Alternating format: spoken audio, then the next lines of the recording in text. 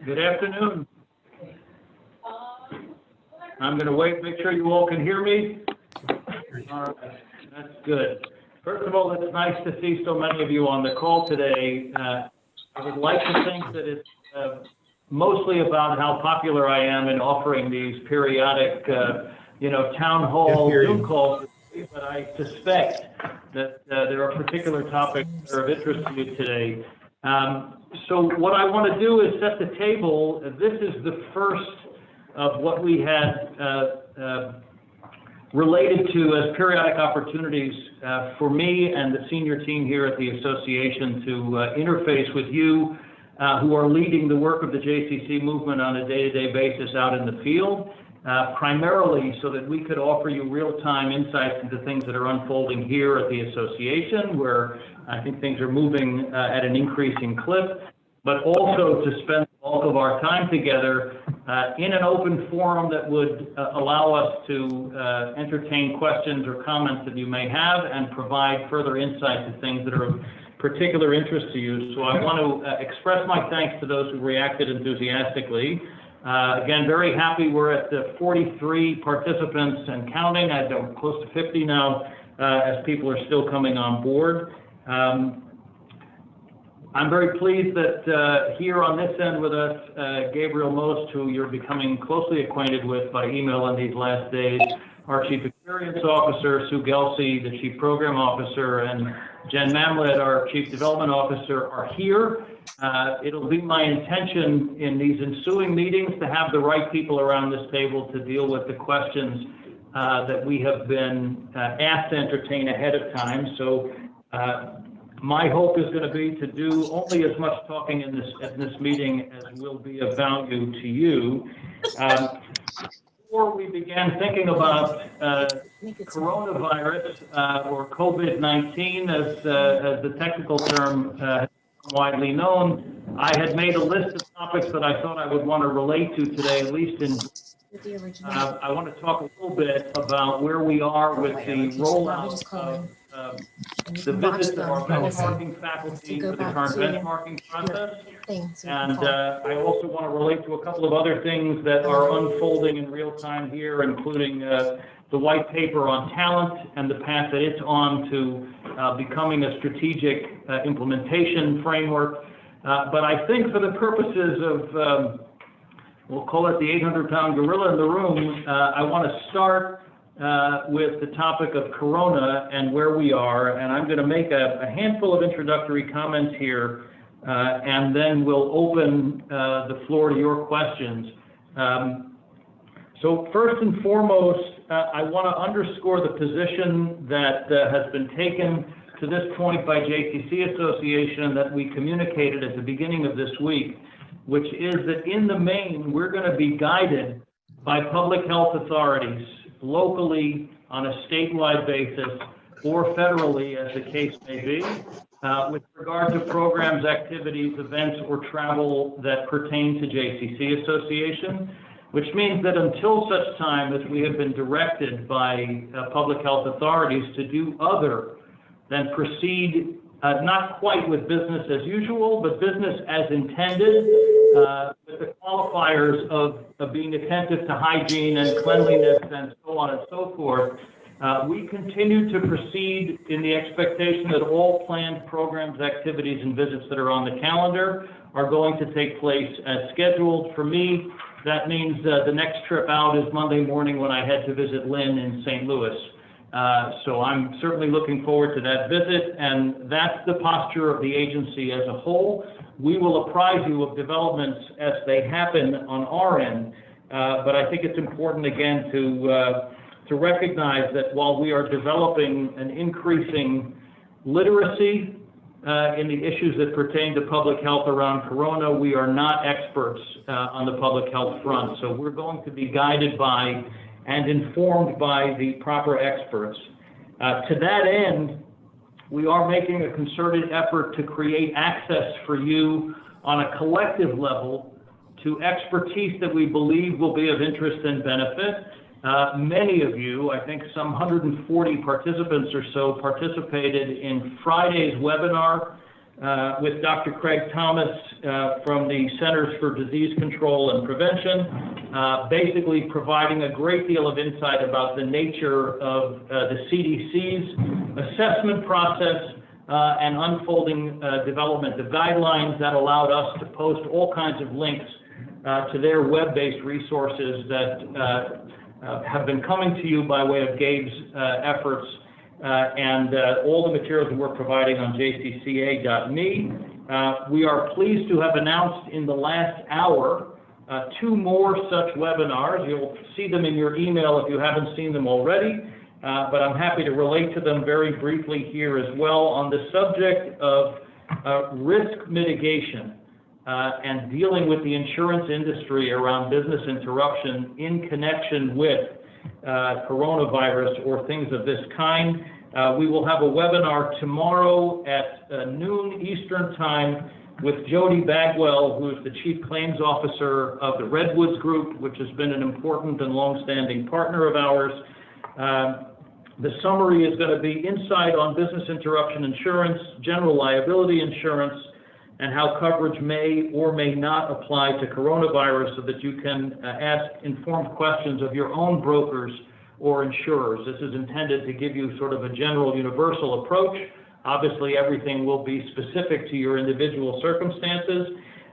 The webinar is going to be opened and moderated by Joel Dinkin from the Evelyn Rubenstein JCC in Houston, who's going to deal with the matter of the upshot of sudden closure, which he did after Hurricane Harvey, and the things that he learned about what insurance could and could not do in support of the Houston JCC at the time. So that again is tomorrow at noon Eastern. It's scheduled for an hour. The second such call is scheduled for Tuesday, this coming Tuesday, March 10th at 2 p.m. Eastern Time. And it was organized thanks to the good offices of JCC Association's House Counsel, Andy Eisenberg, who is also a partner at a major Boston but really nationwide law firm and our preeminent go-to person on all issues of human relations and human resources and labor law. So his firm, Constangi, Brooks, Smith, and Profi, is going to be providing this webinar for us. It is scheduled for 45 minutes and will address how to prevent workplace exposure, compliance with the Family and Medical Leave Act, state leave and paid sick leave laws, and avoiding disability discrimination while protecting your workforce. We know from our interactions with you that there are a growing number of questions around matters of human resource policy guidelines and issues that will be impacted by this unfolding dynamic. We're very confident in the expertise of the folks at Constangi, and particularly in that of Andy Eisenberg, many of you may know him as a longstanding member of our board, and as I said earlier, our House Counsel. One other thing that I want to mention with regard to JCC associations, so we have in the model that was created in the first part of 2017 around the bomb threat crisis, created a small high-level leadership team here, which is meeting daily and which is in contact with one another on a routine basis throughout the days and evenings as information is coming to light. It is allowing us to think strategically and collectively and ensure that we're coordinating strategy and dissemination of information and materials.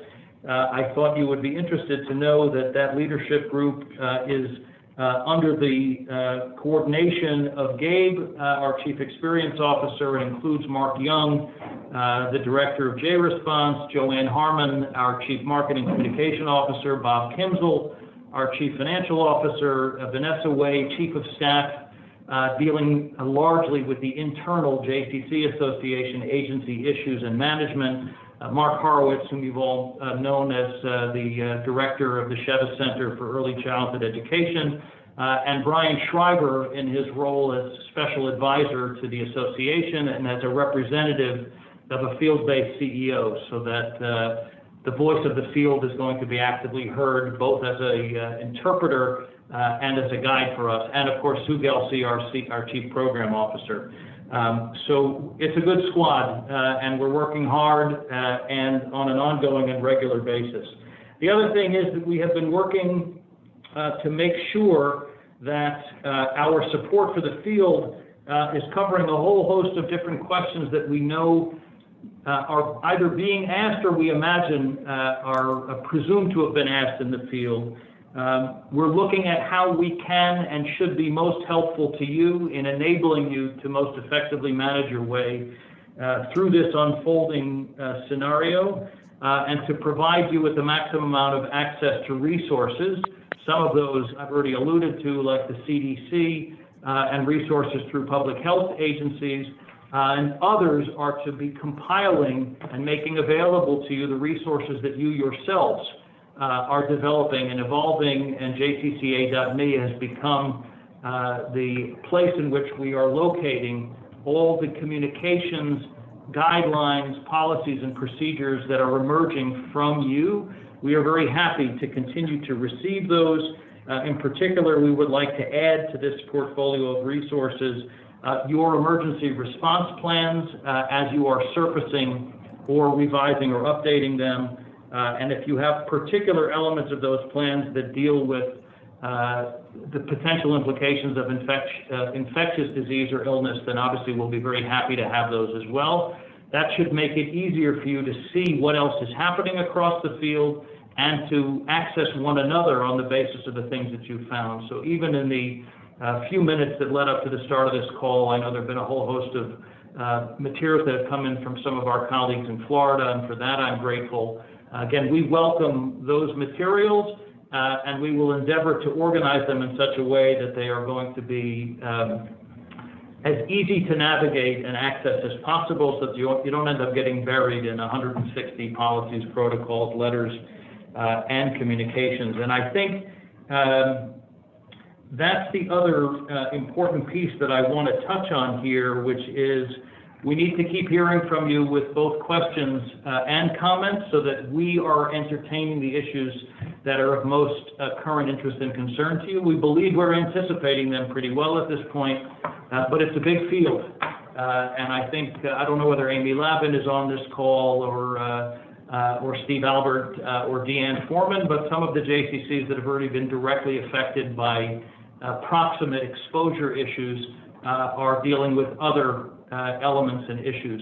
On that score, as we did at the time of the bomb threats in the first half of 2017, and as we have now done on a couple of occasions after natural disasters have struck, we are also looking forward to convening optional Zoom calls like this one, in which those of our colleagues that have been directly affected and whose JCCs have had to make modifications on the basis of local issues, again, Amy, Steve, and Deanne, are current examples, can be made available to the rest of the field for insights and commentary. And again, I underscore the fact that all of this stuff is optional and made available to you, assuming that it's convenient and opportune for you to take part. That's going to be our position, to continue to provide as many of these kinds of opportunities as we can. And I think, anticipating one other question before I pause and open this topic up, there are, to our knowledge, only two thus far JCC association or JCC movement-related programs that have been either postponed or canceled as a result of a decision on our collective part, locally or continentally. One of them was a JWB lay chaplaincy leaders seminar that was to have taken place in Japan, and that was postponed. And the other, a program at the Metro West JCC, which was a small travel to Israel program for seniors from the Metro West JCC community, and it was postponed in deference to the concerns around seniors and travel in light of the current climate. Other than that, to the best of our knowledge, the field continues to operate programmatically, either more or less on schedule, certainly for the major initiatives, or we've not been made aware of anything to the contrary. So I think with that, I'm going to pause and we will open the floor. I believe, Bernardo, everybody is muted at the moment. You'll unmute yourselves to ask a question. We've got 73 participants, so we want to avoid a cacophony of questions all at once, but we are here and at your disposal. This is Michael Feinstein. How you guys doing? So we actually just had a meeting with some of our agency execs and federation exec on this topic. One of the questions that came up, given that JCCs can really only have continuity of operations when people can come to our building for the most part. My question is whether there is content in the field, video content that might be shared amongst the JCCs. Do people have fitness classes on video, lectures on video, things like that we could provide our members if we were to be in a closed situation where we could still be providing value to them?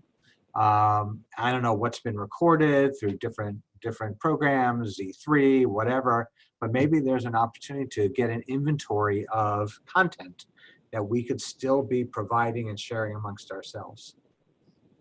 It's a great suggestion. Thank you, Michael. We're making note, and we'll see what we can compile and what we can access here. Thank you. Yeah. So this is Lynn in St. Louis. You know, we are planning for Z3 in the middle of May, and although we are moving forward as planned and assume we'll have several hundred people here, we are talking about if we can't have people congregate at the J, how do we get the content out?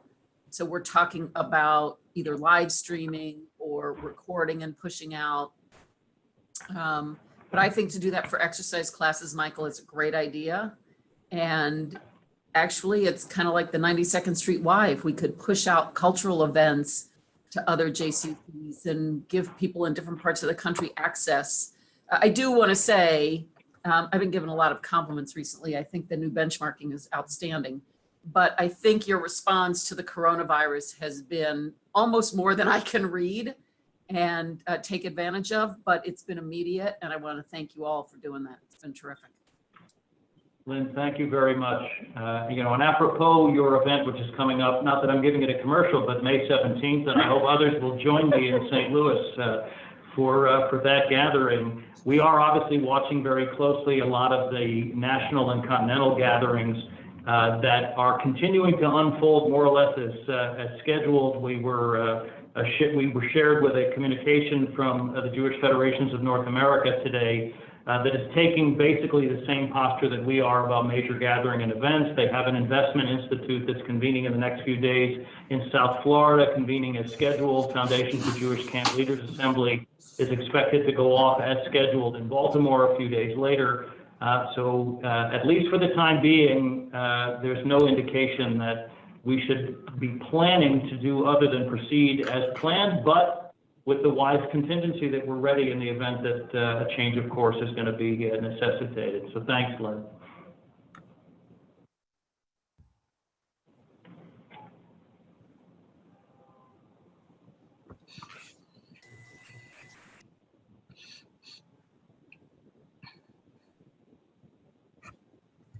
I'm leaving this pregnant pause here in the event that people are politely awaiting a chance for an opening to ask a question.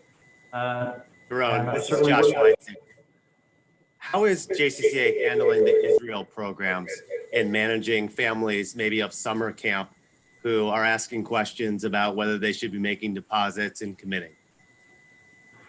So Josh, thank you for that question. At the moment, and Leah Garber and her team are in direct contact at this point with all of the groups that are expected to be coming to Israel, not just over the summer, our JMI groups, but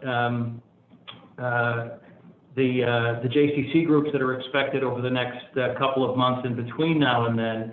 And the expectation is that we are going to proceed as planned and as intended for the summer. So we are asking everybody to continue to observe the schedules for registration and for deposits. We will do everything in our power to make recompense in the event that these programs are not able to operate. I think we can expect consideration from the airlines and from hospitality industry sources, but nothing has been guaranteed or assured up front. Our presumption, again, is that things are going to proceed as planned, and we'll deal with both groups and individuals on the basis of the presumption that they're going to try their best to make plans to participate. Obviously, we can't stop anybody who chooses to hesitate or delay or to miss a deadline, but we will encourage everybody to stay with the intended plan until we're given definitive reason to believe that the intention is not going to be carried out. It's the best approach that we have at the moment. One of the challenges I think we're facing is that insurances differ by state. And I believe New York State will not reimburse for a virus if the borders are closed. And we have kids from Maryland or Boston, and those states actually would. So we're trying to figure out how to craft a message to these families that, you know, they may be taking the financial risk and may not get reimbursed. You know, I think one of the things that we can do, and we will reach out, we are certainly a substantial provider of these programs, but there are much larger providers than we are that are needing to make these decisions on a far more expansive basis. We'll see if we can gain some wisdom by reaching out to Birthright, to our partners in the Massa organizations and elsewhere to see whether there's some wisdom that we can bring to bear here for our system. But Josh, for sure, you guys in Rochester are emblematic of the challenges that are being faced, and every state is going to play this thing differently. And certainly in my experience, I haven't quite seen so much posturing and adjusting going on the wider landscapes we're seeing around Corona. So, you know, again, hopefully there'll be a break in the action as the weather gets warmer, et cetera, and things are this will peak and decline quickly. But in the meantime, we'll simply continue to try to gather information and wisdom to share with the field. So one of the things that we've been noticing is what we're calling out here in the Bay Area the cascading effect, right? Like if one JCC out here, because there's 6 of us that are so close, makes a decision, it could impact the others. If one synagogue decides, as they just did here, to cancel the Purim Carnival, how's it going to impact the rest of us? So we're trying to stay all closely connected. So Josh, just to answer your question, and I'm not sure it'll have the same national cascading effect, we did cancel our Israel trip this summer, our family trip, just because people started dropping out.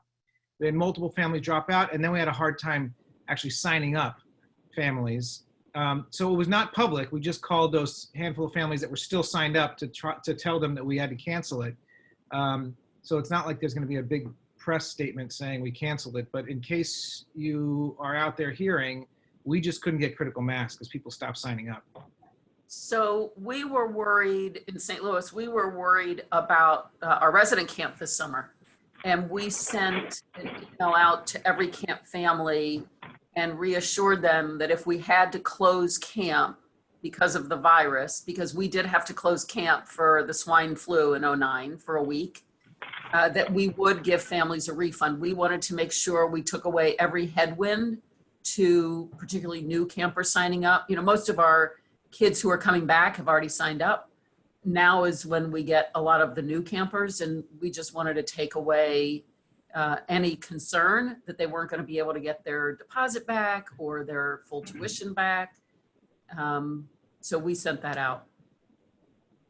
We in Milwaukee, with a number of kids signed up for our Israel trip, we are either confirming that families have, or we are going to push the hand, either pay for it ourselves or whatever, to do the cancel for any reason insurance on any of the kids for the Israel trip. So that's just one move we've made that way.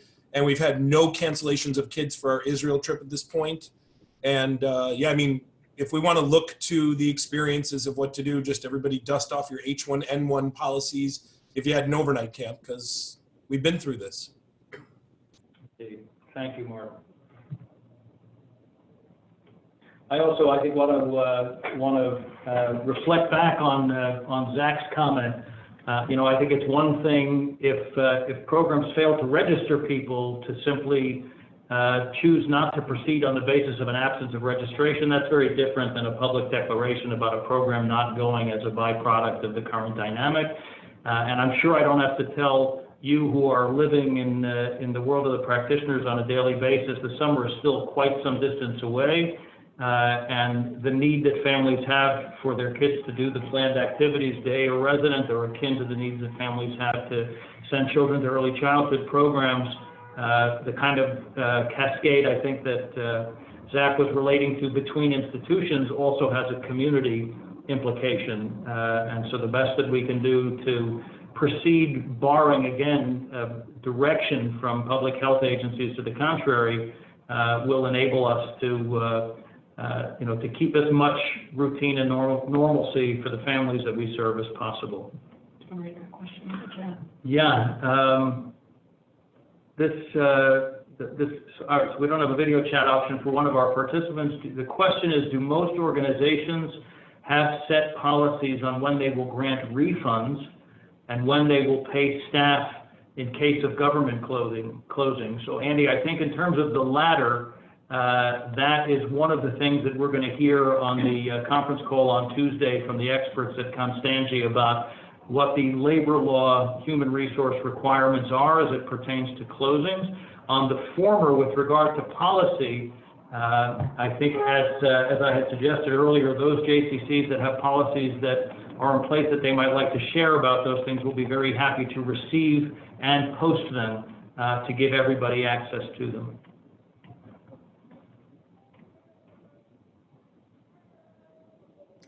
So Daron, I know you guys are looking for funders, with foundations around the country. Can you give us like a top 3, top 4 that you're looking at? Sorry, getting off the Corona discussion, but I want to see what top 3 or top 4 you're looking at, where you're looking to try to get funding, and how the field can help you with some connections to funding across the country.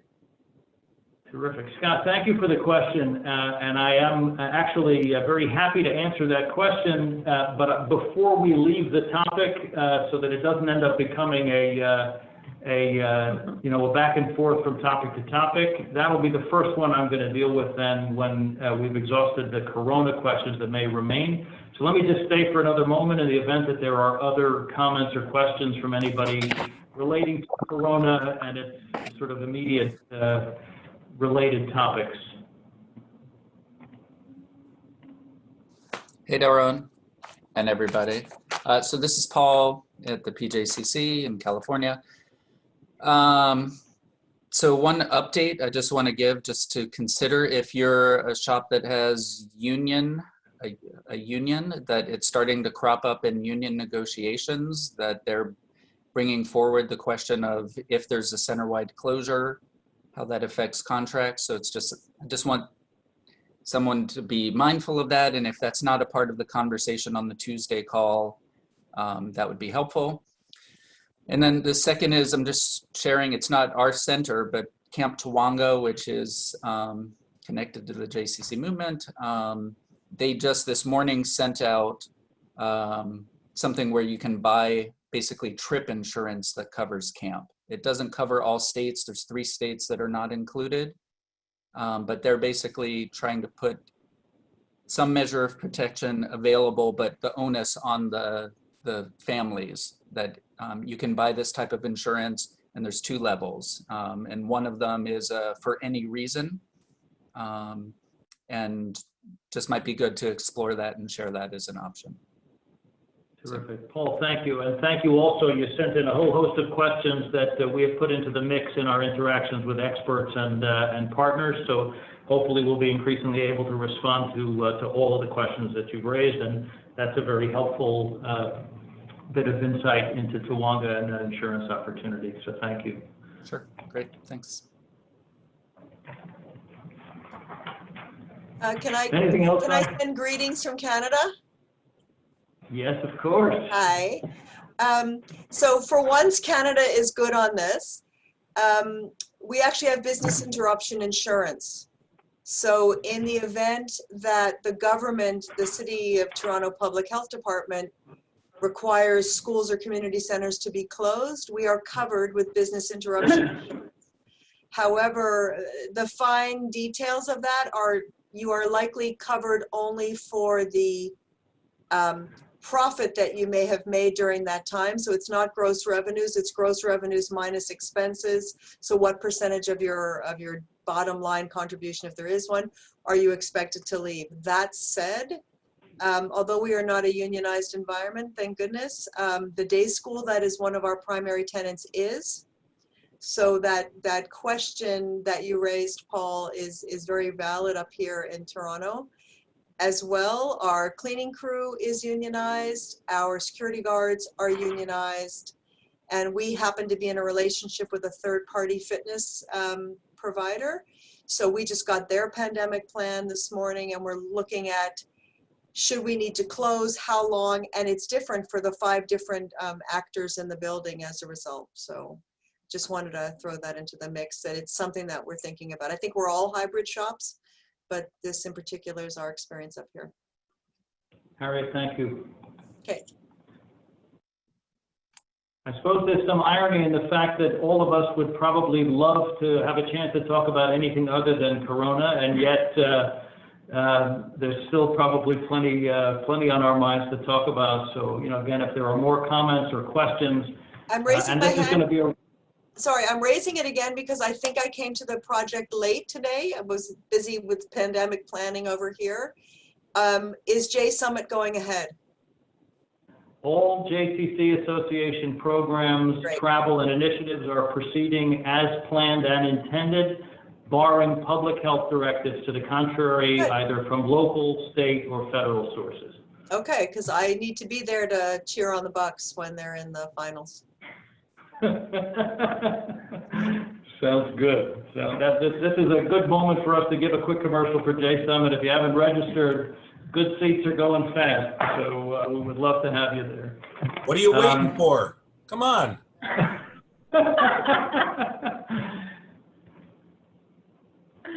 All right. Well, on that basis, then, not to say that there's a moratorium on any further questions regarding Corona. If there are more, we'll be happy to entertain them. And this is probably also a moment to say again, as you know, those of you that were with us at the beginning of this call, we have a webinar tomorrow, noon Eastern time, with a senior member of the staff at the Redwoods Group to deal with questions about mitigating the financial impact to JCCs in interface with the insurance industry. So that's tomorrow, noon Eastern, scheduled for an hour, moderated by Jen Mamlett, and it'll include Joel Dinkin reflecting on his experience in Houston, and Jody Bagwell, the Chief Claims Officer at the Redwoods Group. And again, Tuesday at 2 p.m. Eastern, we're scheduled now for 45 minutes.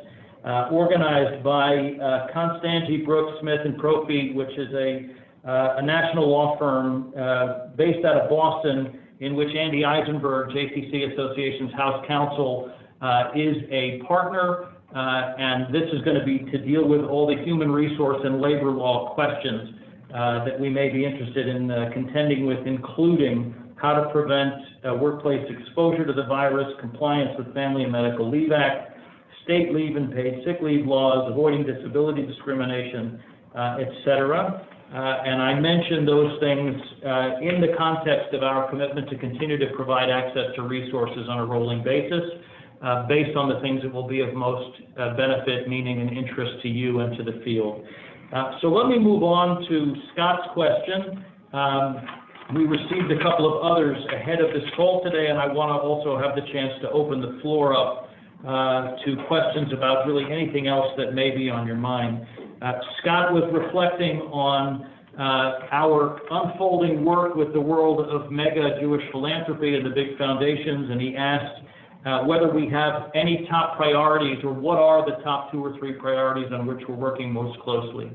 So let me preface the answer by saying that the association endeavors to build a portfolio of relationships with 100 or so of the largest and most aligned mega Jewish foundations on the continent. We have had interactions already with several dozen of those, though they are at various stages of evolution of discussions and prospective funding opportunities.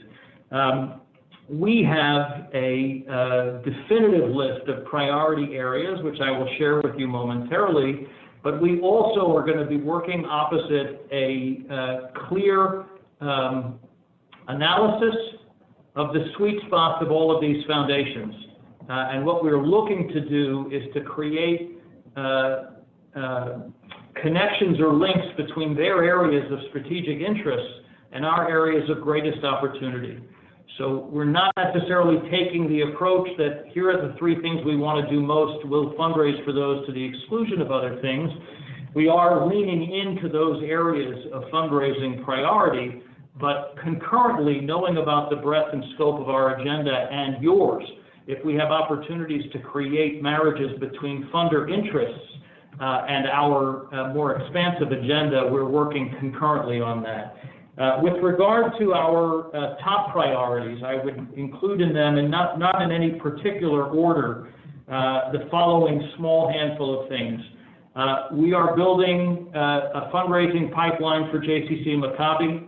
Our intention is to create a substantial endowment, but actually we're interested in run rate in the near term. Our hope and goal would be to produce not less than $1.5 million a year to support our evolving work in JCC Maccabi through two channels.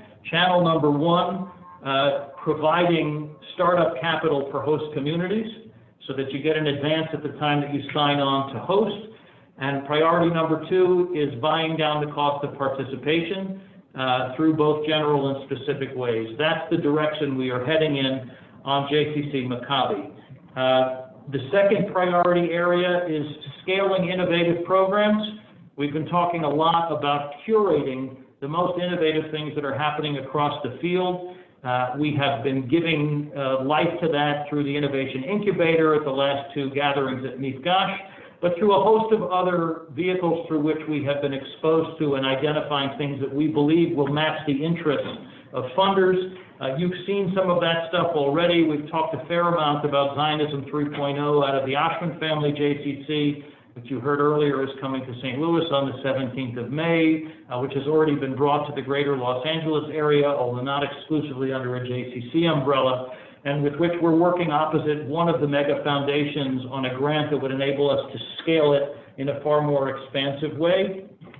J on Wheels, which came out of the Aaron family JCC in Dallas and was highlighted in the first Innovation Incubator. It has already taken root in half a dozen other JCCs, and there are several others on the drawing board.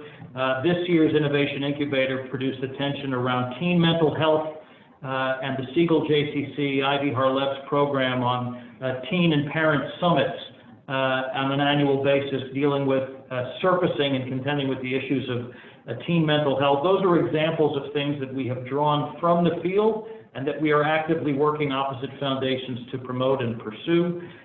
We also are in now the second RFP just went out on our Israel engagement program, the program accelerator that you will recall, I think the first round undertaken in the fall of this year produced 33 responses or proposals from the field, 10 of which were funded in grants that were announced at the end of October. The second round the call for proposals just went out in the last 10 days or so. Proposals are expected towards the end of March, and an announcement will be made in the weeks following J Summit in Milwaukee. Our intention there is to do 2 rounds of grants every year for a minimum of 5 years. These are matching dollar grants for program initiatives that are time limited and that will represent opportunities for you to move up by one click of the needle the level of Israel engagement programming that's going on out of your JCC. So that's an example of scaling innovative programs. 3 other things that I will mention briefly, and here I'll tie in the answer to a different question that was asked. For those of you who were at Mifgash, you provided invaluable input through the workshopping of the talent white paper that Brian has spearheaded for the better part of the last year. On April 2nd, there will be a special meeting of the Board of JCC Association to adopt the white paper as our strategic framework for the pursuit of a talent pipeline strategy. Once the paper has been adopted, there are 2 and as many as 4 mega foundations waiting eagerly to see the comprehensive framework that we have developed, and we're going to be looking for a minimum of one, but certainly one major partner ally to help us drive that. Our appetite there is well into 8 figures. So our hope is that once that partner is identified, you'll begin to see a lot of the things that we had talked about as being priorities in that area rolled out into the field. Obviously, our increasing work with the Union for Reform Judaism around early childhood education, teacher recruitment, certification, and compensation is an area of focus that we are pursuing together with the leadership of the URJ and with many of the several dozen foundations that were present at the summit in December in Chicago at which this initiative was announced. And as you have already seen, the leading edge of, with the help of the Crown Family Philanthropies out of Chicago, our partnership with Beit Izzy Shapiro, and the unfolding work that we're doing on inclusion, both at the early childhood level but at far wider levels, also represents what I would call a top-tier priority. So I count basically 5 categories or areas there. But Scott, in answer to your question, there are several dozen other things that represent the major initiatives with which we are engaged, that if we can find a good funding partner, we are eagerly pursuing those things. And in response to your suggestion that maybe you and your colleagues could help make introduction to prospective funders, we are eager. We welcome your recommendations and suggestions around the things with which you are familiar. And as our resource development team continues to get their engine primed, we're going to be ready for more and more of that. So we'll be very grateful for that kind of feedback. Scott, does that attend to your question? Yeah, it does. Great. No, thanks, guys. Terrific. Thank you. So it's an open forum at this stage with our remaining 18, 19 minutes. I would welcome any questions or comments or things on which I or my colleagues could add insights.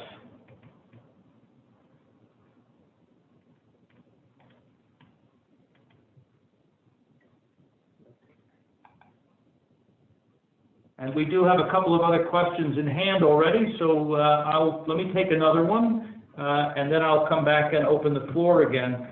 One of the questions that we received related to what our intended outcomes were for J-Summit.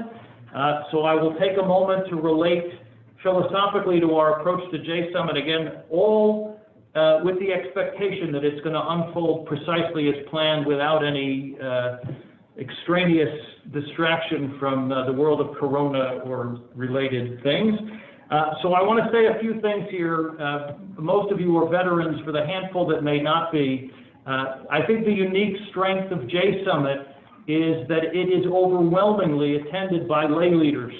And among the major national or continental conferences that are convened in the Jewish communal world, it's one of the few remaining ones that is largely driven by and intended for the consumption of lay leaders, attended by and in support of their senior professionals. Our focus for this year's J-Summit is to turn this conference into a program and strategy showcase.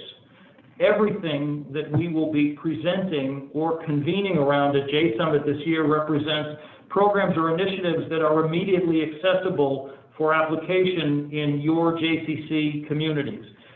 We're going to be showcasing partnerships and collaborations. We're going to be showcasing connections with funders and prospective funders. We're going to be showcasing relationships with thought leaders and potential allies.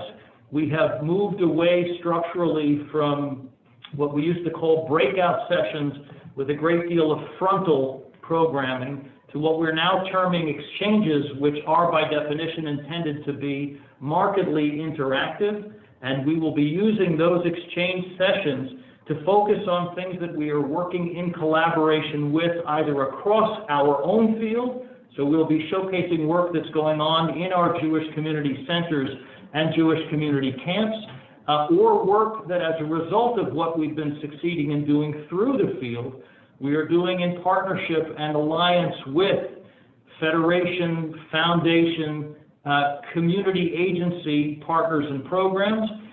So there's going to be a chance for those of you who bring delegations to see what are the cutting edge things that are happening across the field in the other JCC communities. And certainly, J-Summit has to be and will be a pep rally for the work of the JCC movement and to energize the lay leadership and the professional leadership that attend in their continuing commitment to greater Jewish community and more successful JCCs. So this is an opportunity for us to do the service to as many of your lay leaders as may come out so that we can send them home primed and excited to lean into the work that they're doing with you on a day-to-day basis. Our job is to provide that energy boost and inspiration. And the program's going to be fantastic, whether we end up with 700 or 5,000 people there. So the more that come, the more bang we're going to get for the investment that's been made. And the way the Zoom squares are shaping up on my screen, I see Marty Englisher up front, and I just got a terrific note from Marty that following his last board meeting, his delegation is expanding with several new and influential lay leaders in the community. It's low-hanging fruit, and I promise we're going to deliver something that's going to make you glad that you were there. I would like to make it clear we have not approved 5,000 people. I never heard that number before, and so while you can set that as a goal, I want to know who's paying for them at the party. If we reach the point where we exceed the Milwaukee host community limits, I promise we'll come in with a bag of cash to take care of the excess.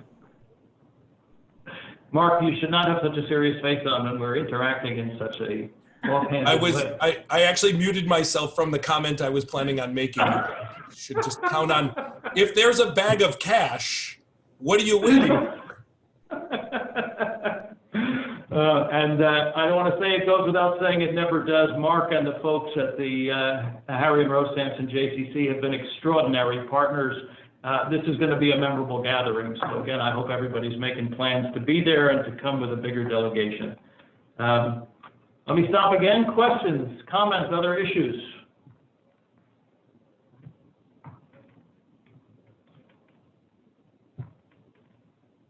Could be that rare case where JCC senior executives are taking this hour to get an hour off from having to talk at all, right? Since that's what we do for a living, it's a nice break from that. See whether there were a couple of other things that I wanted to mention. So I want to talk for a minute then about the current unfolding work around benchmarking. Because I think it's very important for everybody to be aware, whether you yourselves are involved in this cycle of benchmarking or not, that there have been some significant developments with regard to the way we are going about it. Last week here in New York, we hosted a benchmarking faculty training day, advanced preparation day. For the first time in our history, the benchmarking faculty is not simply a group of JCC Association-based community consultants whose job it was to visit the field and deliver benchmarking results and work together with the communities. But our faculty is made up of 10 significant professionals, 6 of whom come from the field and are working with 4 of their colleagues here at JCC Association. Our benchmarking faculty this year is Jeff Danek from Northern Virginia, Dory Donnell from the association, Michael Feinstein from the Bender JCC in Rockville, Maryland, Myron Flagler, the recently retired exec at JCA in Jacksonville, Sue Gelsey, our Chief Program Officer, Jill Madsen from the JCC in Durham, North Carolina, Jen Mamlet, our Chief Development Officer, Andy Powler, of course, Todd Rockoff from Tucson, and Mark Shapiro from Milwaukee. In my notes, I made a point of writing down that this initiative and this benchmarking faculty is where data meets experience in terms of the building blocks of the JCC Association. We've got 6 of the field's best and brightest traveling out to their peers across the field to deliver benchmarking reports and engage in analytics and deliberation with their hosts.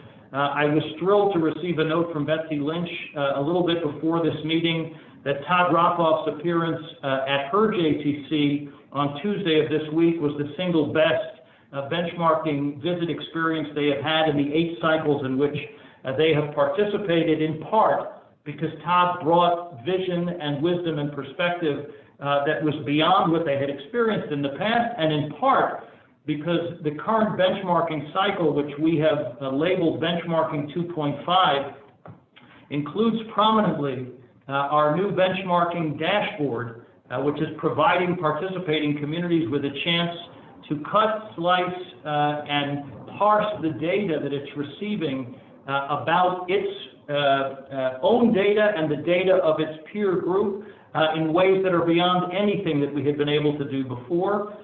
This high-tech dashboard is in response to the requests and suggestions we had gotten from the field after the last cycle. And again, at least thus far, both for the 6 execs on the faculty and the first community on the receiving end, it has exceeded all expectations. So we're really excited about that as well. That'll be meaningful for those of you who are in benchmarking in this cycle, but we're going to try to find a way to expose everybody to the power of the dashboard so that you'll be able to anticipate what the prospects are for participating in the ensuing cycles.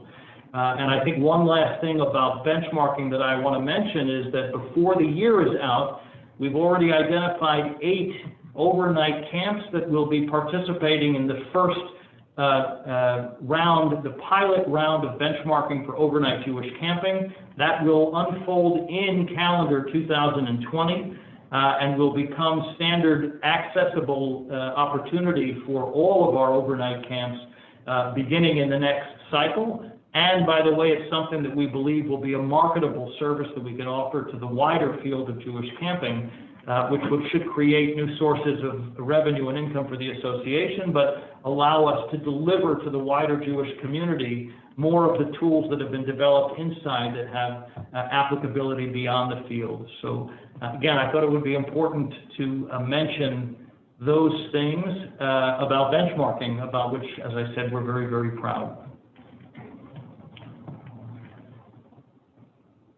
I'm pausing again for comments or questions.